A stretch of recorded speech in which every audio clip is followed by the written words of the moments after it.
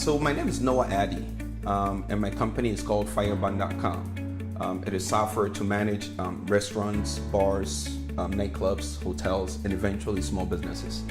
I'm originally from Ghana, West Africa, very small country in the western part of Africa. And I came to the USA in 2001. Kind of crazy. So when I first came to the US, I flew into Fargo, North Dakota, where I lived, and I went to college in Minnesota, Concordia College.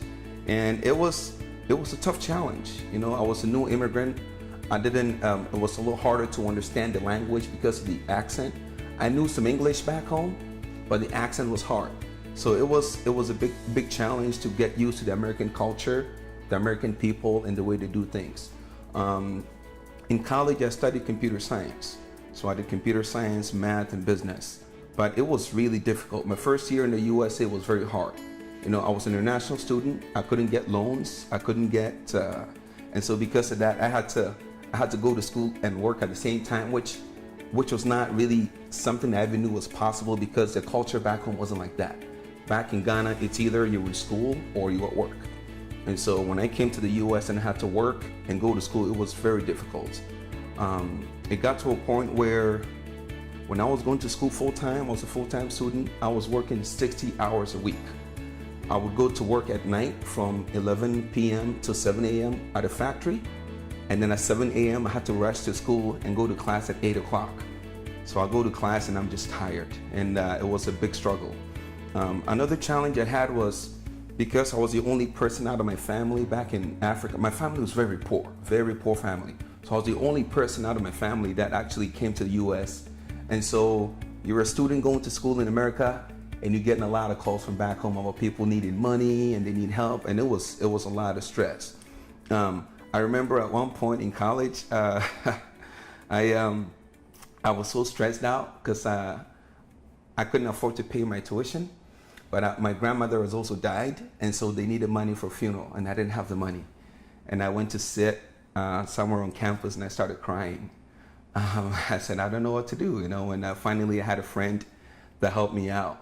But the best thing that happened coming to America was that it created a new opportunity for me, a new start. When I finally graduated from college, I was so struggling. Even though I was a computer science student, I couldn't really find jobs because I was working a lot of late night hours.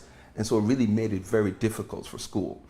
But eventually things started working out. I started making some good friends. I started kind of meeting some people, and then things started kind of working out a little bit. But I was struggling to find a job. I had a computer science degree, but I couldn't find a job because I wasn't very good as a programmer because I really was struggling. You know, there were some times in the summer where you won't believe this. I worked 100 hours a week sometimes. I had 2 full-time jobs. So I would go to work from 6 o'clock in the morning until 2:30. I didn't have a car. So then I would run to my other job and be there by 3 o'clock. And I would work until about midnight. I would clean dishes and I would clean toilets and everything. And then after that, I go to bed about 1 o'clock, wake up at 5 and be at work at 6. And it was hard, and because that was the only way I could make the money to pay for tuition, because I couldn't get student loans, and I couldn't find anybody to kind of guarantee a loan for me, right? And so you make all this money in the summer, you go to school, you pay off your tuition, and then your bank account is back to zero, and then you have to start all over again. But the best thing that happened was that whatever I was going through in America was still better than the situation I would have had back home. And so it still gave me hope because I knew that there was still a lot of opportunity in America. So I got lucky and I got a job at Microsoft. This was in Fargo, North Dakota. And I was at the time I was an international student also. So Microsoft hired me, and so they helped me get the H-1B visa, right? Where your employer kind of sponsors a visa. And then I got fired. I got fired at Microsoft. I wasn't very good at the time because I was still very early on in my career. And that was one of the most stressful periods of my life. Because when your employer, lets you go on an H-1B visa, you have 60 days to leave the country. And going back to Ghana, going back to Africa was just not an option for me. So I got fired on a Friday night, on a Friday. And on Saturday, there was an Indian restaurant in North Dakota that I usually go to. The guy's name is Sam. The owner's name is Sam. And I went to this restaurant and I was depressed. And I was like, man, I just got fired from my job. I don't know what to do. And so I walked in and Sam looked at me and he said, man, you look sad. Every time you walk in here, you have a smile on your face. Why are you sad today? And I said, well, I just got fired. And I was very lucky. Sam owned a consulting company. And he said, well, here's an option. We need somebody to start a job in Seattle on Monday. If you can take that job, then I can sponsor your H-1B visa. So I get fired on a Friday. Saturday, Sam said, if I want to start a job on Monday in Seattle, where I had no friends in Seattle, I didn't know anybody in Seattle, right? And I said, okay, if you're going to sponsor my H-1B visa, then I'll go. So I go home and I start selling my stuff. I sell my couch. I tried to sell my car. It was crazy. I didn't even have money to fly to Seattle. So Sam bought my ticket for $350, I believe. And I came to Seattle. I didn't know anybody. But I got fortunate because there was another Microsoft employee who was transferring to Seattle. His name was Sonny. And Sonny happened to have an apartment downtown, corporate apartment. And he let me crash there for a little bit. But Seattle was hard. I didn't have friends in Seattle. I didn't really know anybody. And I got really lucky. I met a Korean guy at the gym. His name was James Chang. This guy is a big freaking monster, but just a good guy. So I met James Chang, and through James Chang, I started meeting a lot of friends. I started making a lot of friends in Seattle. But I'll tell you, man, Seattle was the best thing that ever happened to me. You know, when I got fired, I was really sad and depressed. But there's a saying that every cloud has a silver lining, which means that sometimes when bad things happen in your life, sometimes it's good because something good could come out of it. And I think that's what happened. I think Seattle was the best thing that happened to me. The reason is this. Seattle was a much bigger city than it was the first biggest city I ever lived in. And there was a lot of people, there was a lot of diversity. But the best thing about Seattle was I started meeting a lot of very successful people, a lot of young people that were very hardworking, that were very driven. And what Seattle did for me was when I started being around all those people, it inspired me. It made me think, oh my God, I can own my own business too. I can make a 6-figure salary. And I was not thinking like that in North Dakota because it's a much smaller city.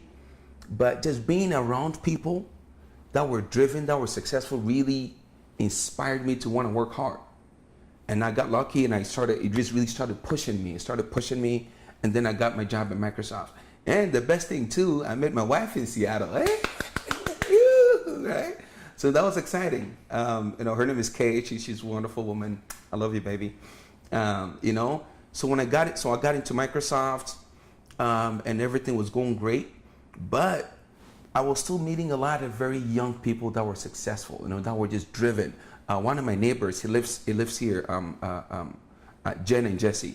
These guys are just hardworking, and they have their own company, right? So once you start being around people like that, it makes you think, oh my God, I can also own my own company. And so finally, I was having a meeting with my manager one day, and I was just like, I'm just gonna quit and start my own company. I don't want to work so hard for somebody, and then at the end of the year, they can say, hey, okay, maybe you're gonna get a raise of $50 or $100 or $1,000. I want to take that risk and build my own future. So I decided to quit and start my own company. And it's scary, it's crazy, but it's exciting. But the best thing that I can say about all that is just, it's all because of America. America. I'm a strong believer that you can be whatever you want to be in America if you work hard enough. And I work really hard, man. Some days I'm up at 4 in the morning, 5 in the morning, and just working hard.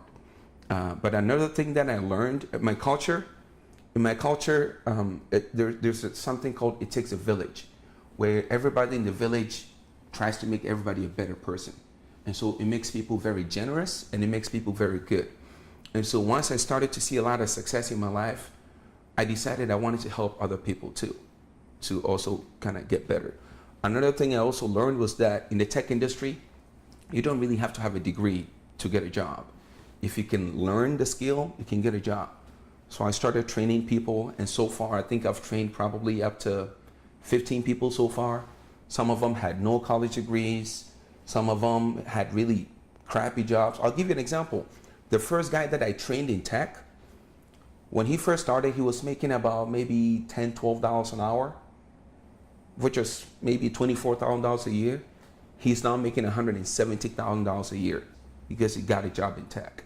I love that. You know, I love helping people. I love helping people find new opportunities. And I think it's because that is how I got here. And I came to the US because a family felt bad for me, and they said, man, we want to help Noah. So the dad, my friend's dad, he bought my plane ticket, and I came to the US. You know, now look at where I live. I tell you, the first time I walked into this apartment and I looked outside, I started crying, man. Sorry, I started crying. You know, because I never thought I would get here. I didn't really have. Sorry, man. You know, I never thought I'd get here, man. But America is a wonderful place. It's a wonderful place. Whether you're black or you're white, or you're green or you're blue, if you work hard, you can be whatever you want. It's going to be hard. There's going to be a lot of obstacles, a lot of challenges. But if you work hard, you can be whatever you want to be. That's my story.